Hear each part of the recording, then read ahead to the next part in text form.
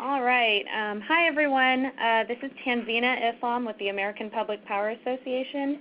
I want to thank you all for joining us for the eReliability Tracker Interruption Cost Report webinar today.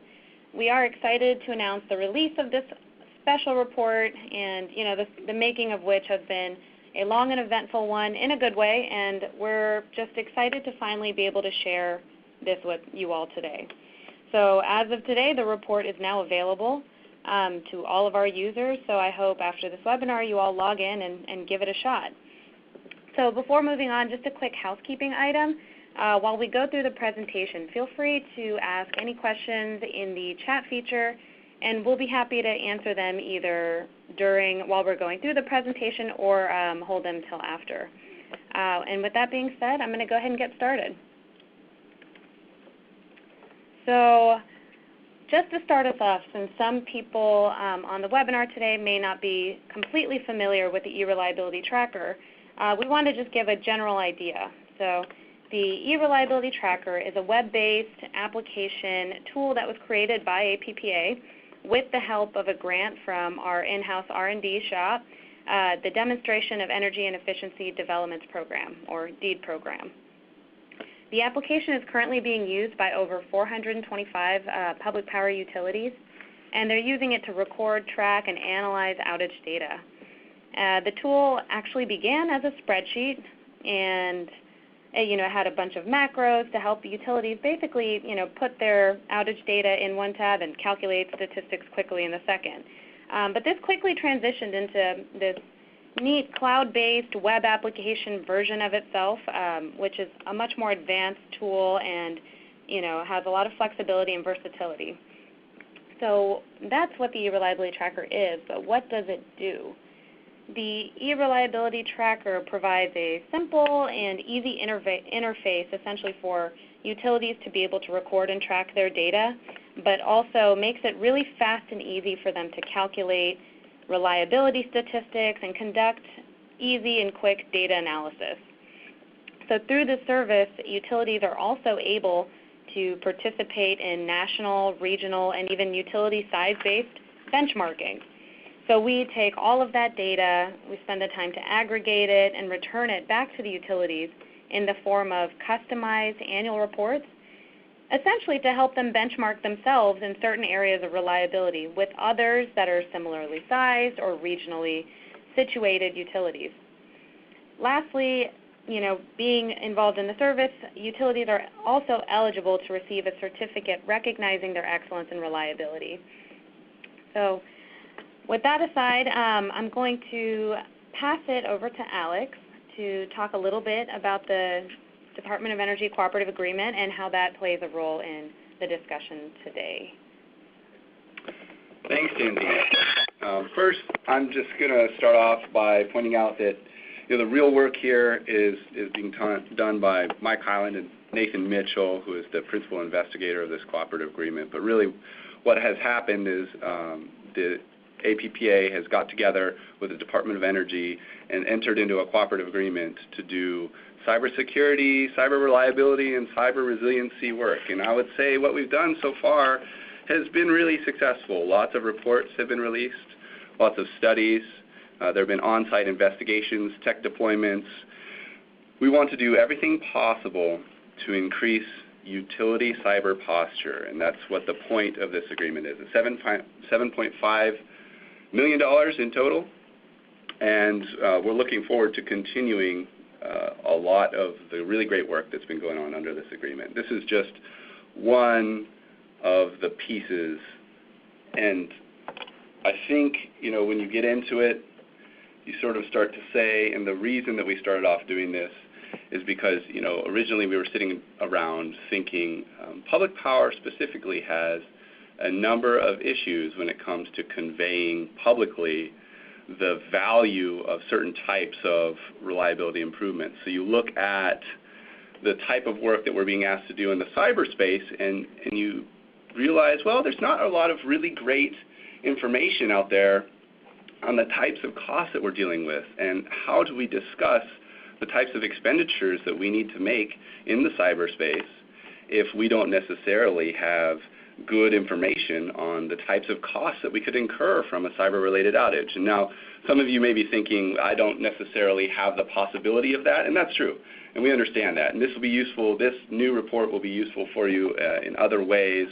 But the primary reason that we did this was to increase the ability for entities of state and local government to interact a little bit better with their reliability data and understand, using the latest data developed by the Lawrence Berkeley National Laboratory on interruption costs to customers on a utility-specific basis, to try to discuss the value of implementing various measures, whether it's for cyber response or not. But in our case, we're talking about cyber outages, and we'll get to that later. But I'll explain briefly the work we adapted. Now, I've known the guy that has really been in charge of this over at LBNL is Joe Etto, and I've known Joe for a long time. I follow his work, and we've had a lot of very productive conversations over the years on utility reliability and public power utilities. When we saw this model come out back in 2009, well, that was sort of the original, and they redid it and looked at a bunch of studies. It was immediately evident that it could be adapted to help us answer some of these really important cost-related questions. What we wanted to do is take the latest research and deliver it in an easy, accessible fashion to public power utilities. And what we used to do that is based on and adapted from this interruption cost estimate calculator. And you can go out to this link that's there and play around with it if you want. But we've adapted that model to work for public power utilities using their data specifically. And what goes into that model to try to characterize and estimate the cost of an interruption to a utility customer is 28 studies on customer value of service by 10 big utilities across the country over 16 years. So that's from 1989 to 2005. And then the revision includes 2 more studies. A few of you are probably already thinking, okay, so what does this mean? What is ICE really doing? I thought this graph from the report that I'm referencing below is pretty informative. It basically tries to tell you, if a customer is out, what might they value their interruption at? And now there are all sorts of issues with trying to do this. There are lots of special circumstances. I'll talk about some of the more important limitations of this study in a second. But realistically speaking, a lot of people agree that more time out is more costs to your customers and, frankly, to the utility, especially when you're a public power utility and you're really close to your customers. You may be playing on softball teams. You're probably seeing people at the grocery store who know who you are.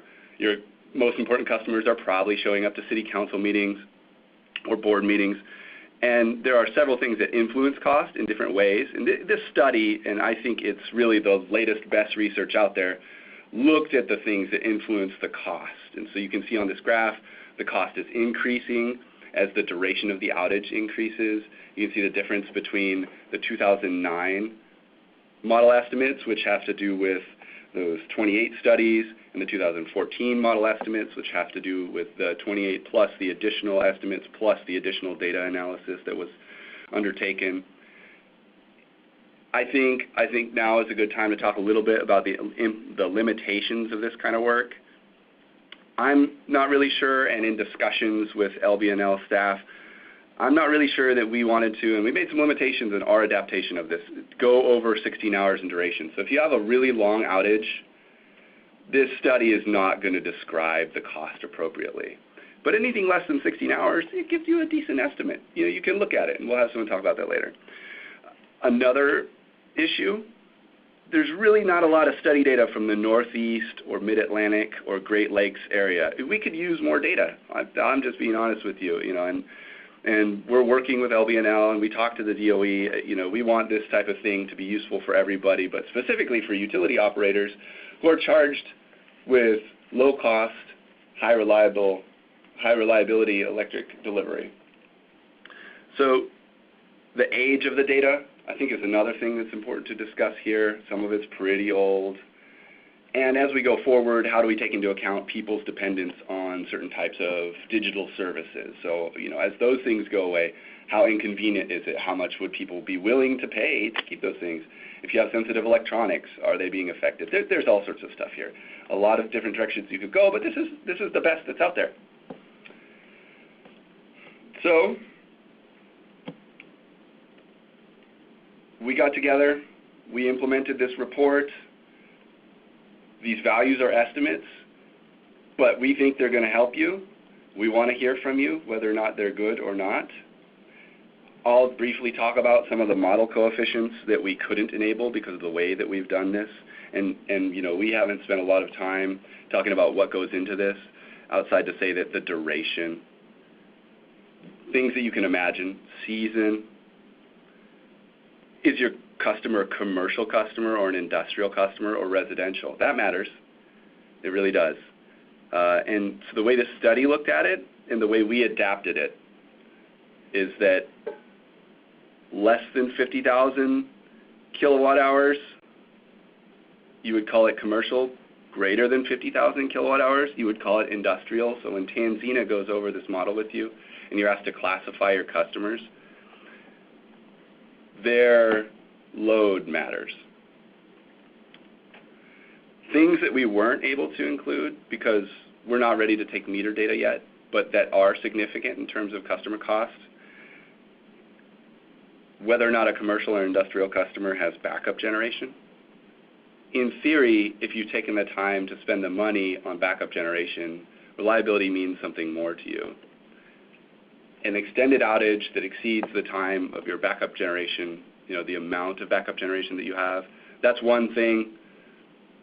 But you might value reliability differently, whether or not you've made that kind of investment. And so that's just one of the things. There are a lot of things. And if you want to know more, you can click on some of the links that are in this presentation, and you can look at the studies, you can see the graphs, and you can run this report because it's using the coefficients that are built in that study. It just doesn't, in the adaptation, we let you say commercial, industrial, residential. Since we're not taking meter data, we don't deal with whether or not they have backup generation or exactly what type of customer they are or their peak load, for example, things that would influence how much they would value this. And those are things that may happen in the future. But I just wanted to talk real briefly about that so that we could hand it back off and just go through an example here so you can see how this report can be used.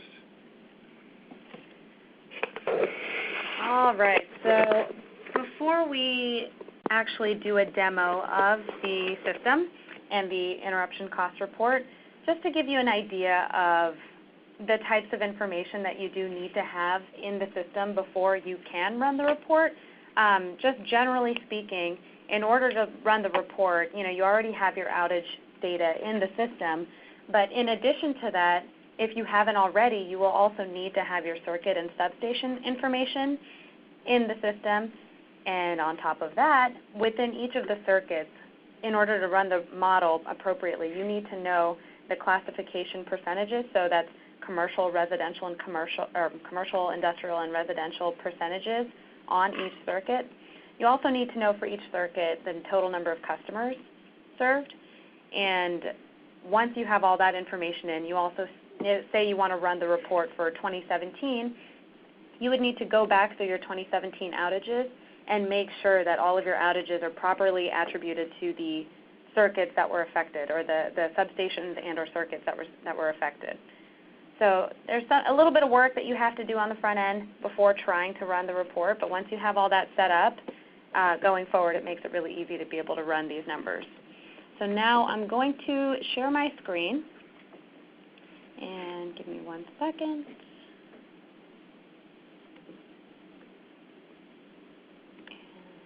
share. Does everyone see my screen? Yes? Okay, great. So this, if you haven't seen this before, this is the home page for the eReliability tracker. I'm signed into a test account, so all of the data and information is all test data. It's no actual utility data. And I'm just going to walk through some of those steps that I just mentioned so that everybody here knows how to get started, and then run a report so you can see what the numbers look like, at least on the test data. So to start with, if I go to my Manage tab and I click on my utility name, I can edit my substation information here by clicking here. So if I hit Edit Substations, you'll see here I have a list of substations and circuits. You can create new substations by clicking here, putting in a name, and then once you have a substation, you can edit the circuits and create new ones or edit the existing ones. When I click into here, you can see that for each of my circuits, I have a total customer served field, and then percent residential, percent commercial, and percent industrial. So this is what I was just referring to, that you need to have your substations and circuits entered, and in addition to that, have information filled out for each of your circuits. Once you have all of that information laid out here, so you'll notice here, circuit 4, it's all residential, no commercial or industrial customers here. If I go back to my circuits here, and I click circuit 5, you'll see that I have a very different concentration in circuit 5. So once I have all this information set up in the system, then if I click on my Reports tab, you'll see my sub-navigation here shows you all the different reports that we have in the eReliability tracker. And just to start, before we actually look at the interruption cost report, I want to show you one that we've had for a few years now that is very similar to the interruption cost report, and that would be our circuit ranking report. And here I put in, so I want to run the report for 2017. So I put in January 1st, 2017 to December 31st, and I hit Generate Report.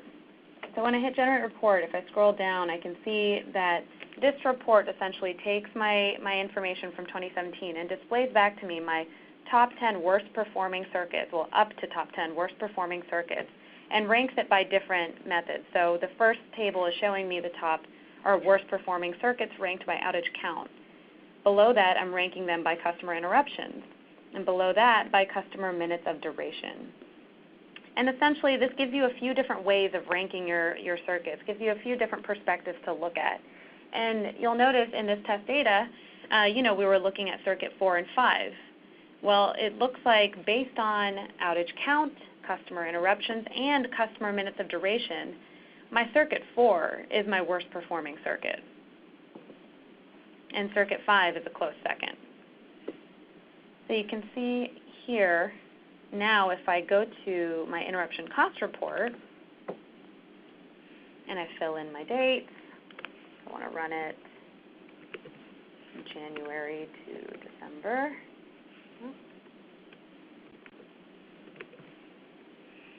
And I hit Generate Report, you'll see that this looks really similar. So this report also is ranking my up to top 10 worst performing circuits, but instead of ranking it by customer interruptions, it's ranking it by estimated cost. So this is how the model is being used in the eReliability tracker. It's taking that model, applying it to your outage data, and giving us the ability to rank our top 10 circuits based on the estimated cost of the outages occurring. And if I scroll down, you can see it also shows you the top 10 events ranked by estimated cost. So you can see the cost values here on the far right side. To give you just an additional perspective, it also, the table also shows you the customer interruptions and the customer minutes of duration. But really, this report the purpose is to rank your circuits and events by the estimated cost. So as we saw in the previous report, our circuit 4 was the worst performing circuit when we looked at all other factors, if it was based on customer interruptions, customer minutes of interruption, or just merely the number of outages that occurred on that circuit. But you see here on the interruption cost report that circuit 5 is actually my worst performing circuit when ranked by estimated cost. Now there could be several factors to that. One could be that circuit 5 is just really heavy on the industrial customers. And the cost will outweigh a circuit that has 100% residential. And so you can make several judgments based on the information, but our role here is to just provide you with the data, the information, and several different perspectives or dimensions of how to look at the information so that you can make a good inference or make good judgments when you're looking at investment decisions or anything else related to your system. And with that being said, I'm going to pass this on to Alex so that he can talk to you about a separate feature in this report. All right, and thanks Tanzina, and this is really kind of the fun part about working here and working on these collaborations with Department of Energy and LBNL and our member utilities.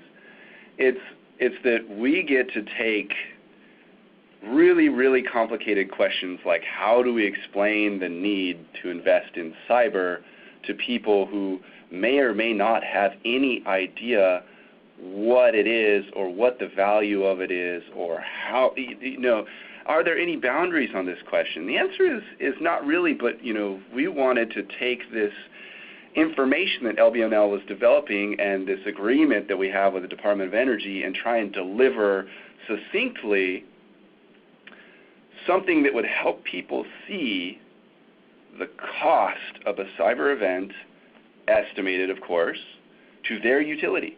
And the event we had to work off of, and this is one that's a lot of people have heard about, maybe you haven't, but probably you have, being in the electric industry, is the Ukraine incident. We looked at the NERC report, we pulled out the details, and we said, using this LBNL model, we can simulate a utility-wide cyber event that is essentially a mock of the Ukraine incident and give you a estimated cost of that outage. And now, is this really your cost? Probably not exactly. Your cost might be higher, your cost might be lower for any number of factors. But again, this is the best information out there, and it includes this is a real event, and we can apply it on a utility-specific basis to you so you can take a look at it and maybe use it if it's helpful to you. If it's not, you can think about a system-wide outage in another context. So, Tanzina, if you would, let's simulate our utility-wide cyber incident. Ready, go. Boom, okay, done. Sweet. Simulations are so fast and easy with today's computing power. Anyway, so here's our factors. This thing happened December 23rd. It was in the afternoon. It was, 180 minutes in duration.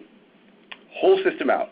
And this is our test system that we built specifically for simulation purposes and to estimate and test things as we work with our federal partners to try to bring all the money that is spent by this country on trying to do cyber and other things better into your hands. So here you go. Based on what we have input for the concentrations on the circuits, you can see all the costs for a utility-wide cyber event or Ukraine-like on a circuit basis. And now if you have more than 10 circuits, they won't show up here. And that's going to be plenty of utilities, but we really wanted to make sure that the smallest utilities could see everything. And if you have more than that, you can go down to the event. So if Tanzina, if you could scroll down, and you'll just see a total system cost. And so we see that for our limited number of customers, we get a $371,000 estimated cost for a utility-wide cyber event. Now, we could do that. This, and actually, I'll stop for a second. We got a good question. A question just came in. It was, does this represent the cost of the utility? And the answer is no. No, this is just the studies that have been done on customer cost of interruption. So if you ask a customer, and again, there are issues, all sorts of issues with studies. You talk about bias. You talk about would they really be willing to pay this? If you actually had them write a check to you, what would they pay? Really, is this really what they want? Would they be willing to have a higher bill? All these questions are not answered here. It's just taking all the studies that were compiled and all the econometric work that was done on that, what does the cost say based on your customer concentration? So this is an estimate of the consumer cost of a big utility-wide interruption. And if your customer concentrations change, if you want to apply this to your outages themselves, you can do this in a backward-looking fashion. But we wanted to let you simulate this. And so there are other costs There's the political cost of having something like this happen, and that's probably extraordinary because these kinds of things people do not take lightly. There's the lost sales cost, and that's probably pretty big too. It's how much energy did you not sell? What equipment did you have to replace? The cost of restoration. Are you sure once you're done replacing things that you've actually eliminated the problem? These are all other costs, and they're not included here. This is just the research that we had applied to a Ukraine-like event. And so you could see, if you wanted to, the top circuits where you might perform mitigation. And again, this assumes that you have factors that allow you to have one of these types of interruptions.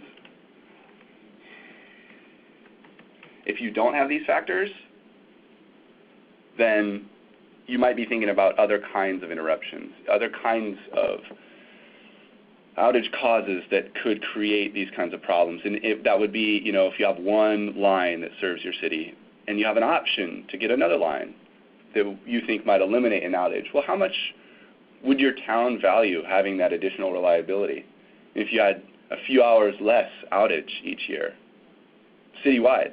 What's that worth to you? You really start to value electricity when you look at these kind of studies. You really start to be able to value the job that the utility does keeping the lights on for its customers, and that's our mission, that's our job. And so I think, we'll go back to the slides now, but there you have it. You can do this utility-wide cyber event, and we think it's pretty informative. And the main reason we did it was to provide cost and cyber-related information. And we wanted people to see. Probably very few utilities have taken the time to calculate this out, especially in this fashion, especially using this research. And so, we wanted to deliver that. There's a question that just came in. It's, can you export reports to Excel? And the answer is yes. I don't know that the Excel button is working on that particular report, but you can just select the report. I did it the other day. You can just copy it and paste it into Excel, and it'll paste just fine. And then you can use it however you want. I mean, that's the point here. And if you happen to not have the reliability tracker, if you're not subscribed, if it's just not your thing, that's okay too. We built a spreadsheet that will let you do this for your circuit. And so if you want that spreadsheet, just email us and we can send it to you. And it has all the, if you want to take a deeper look at the coefficients too, but you don't want to read the report, you can also just email us and we'll give you the spreadsheet. This was funded by DOE, and we want you to have that information if you want it. It's available, and I think we're going to post that on the website for people to download if they want. And here it is. I think I'll hand it back off to Tanzina to talk about our next steps. But if you have any questions, always feel free to email us, and always you type them into the chat box so you got us here. So before I move forward, I wanted to ask one of our members who kindly did a test run of the interruption cost report for us and helped us out during this process to kind of speak a little bit about her experience with this. So Michelle, are you on the line? I am. Can you hear me okay? Yes, perfect. Thanks. Excellent. So we did go ahead and we did a couple of test reports for APPA. AMP has actually purchased eReliability Tracker for all of our members, and so we chose a couple of members that had information already entered into the system to kind of play around with a little. As Tanzina said, there is a little bit of time to enter the circuit substation information and the percentages for residential, commercial, and industrial, but it was not overly time consuming to do that. And once we had that set up, the reports were very easy to run. We did notice that some of the costs seemed a little bit low to us, particularly on the industrial side, but it very easily could have been that the outages were very short in duration, and that's not really taken into account. In general, in looking through what's available, I see benefit in having the information. I think it can just be another tool to help justify a reliability upgrade or installation of backup generation. And I think having all of the information available is going to be helpful for the key account reps. If you're going out and meeting with your customers on a regular basis, I think understanding their business and being able to kind of adjust the cost independently if you need to. I think it can be very valuable to use that information. So just really glad that the APPA has worked on this, and look forward to having all of our members use it. Great. Thanks, Michelle. Really appreciate you speaking up on that. So the next steps that we have in line, just to make things easier with the report, we still have a few things that we want to work on. Some of the near future updates that we're thinking is adding customer concentration percentages in the cost table. So when you're looking at your circuit ranking by cost, you're able to see, what's the customer concentration percentages on that circuit. So it gives you some idea of where those either exorbitant high costs or really low costs are coming from. Gives you some more information. We also want, like Alex mentioned, we want to add language and information in the report and on the website to clarify how the cost values are being calculated. We want to be really transparent about how these values are being calculated and what factors are being considered in the model. So that's also coming. In addition, a few longer-term features that we're thinking, in the next iteration, we want, Alex also mentioned this, that we want to be able to include meter-level data. We want to create an interface in the eReliability tracker to allow utilities to put in their meter information so that we can know a more granular level of information that will help improve the cost values, give us some more information. So that's something we're looking to do. In addition to that, we want to incorporate these cost values, create some benchmarks, some metrics, and include it in our annual benchmarking report and see how we can make this useful even in a benchmarking sense. So we'll be looking into that. Feel free to give us some feedback on that. And as you go through the process of testing this out on your own, we want to hear from you all on what you think of the values that are being outputted by the report, and if you toggle the percentage values or any of your information and then run the report again, give us some feedback on how the numbers are looking in respect to what you're expecting. So we want to hear from you and how we can make this more useful, how we can make it,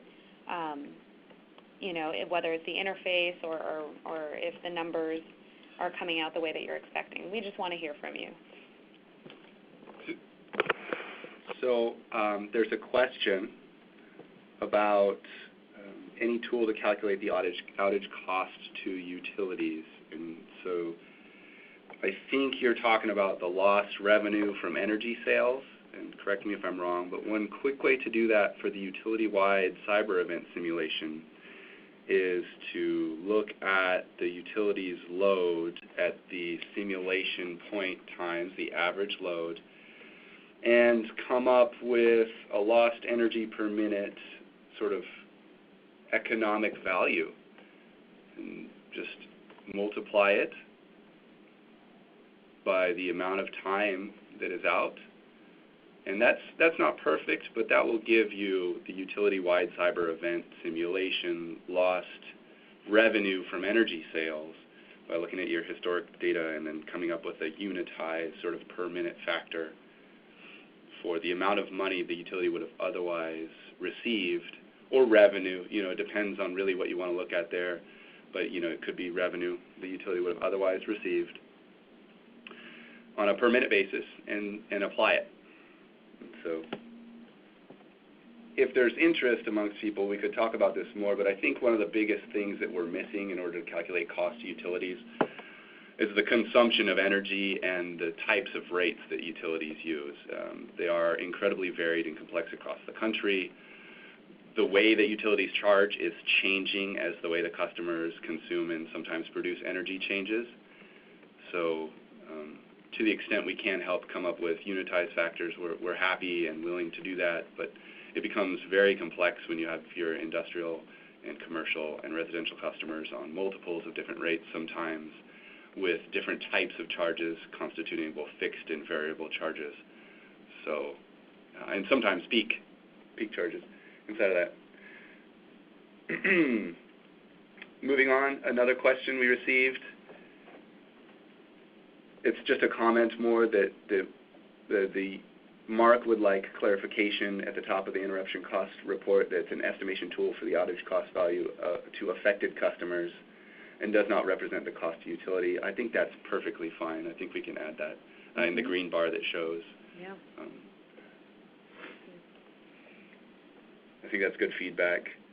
There's a question about circuit editing. Tanzina, I don't know if you want to go and just show that real quick again. So I will share my screen real quick and show where it's located again. I also want to, that's a great question because I also want to make sure everyone understands that also the circuit substation, editing feature, the ability to do that is actually only available to leaders in the system. So if you're a member or a spectator, you don't have that capability. But if you let us know or if you let the leader at your utility know, because you can have multiple leaders, we can promote you up to the leader so that you have access to those features. But essentially in the system, just to make sure we're all on the same page, it's under the Manage tab, and then in the sub-navigation, Utilities, when you click on the utility itself, you can hit Edit Substations on the far right. And here is where you can edit your substations and circuit information. All right, I'm going to go back to the presentation, see if we have any other questions.